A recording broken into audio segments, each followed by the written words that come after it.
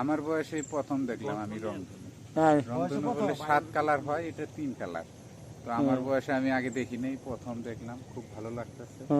আমাদের বনের উপর দিয়ে দেখা যাচ্ছে, আঁকা বাঁকা না, খুব সুন্দর।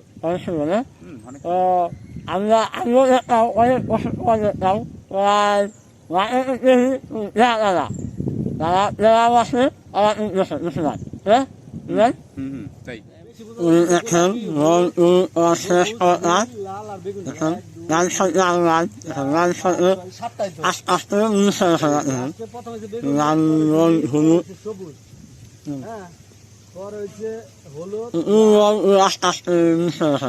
লালের পরে কি দেখলাম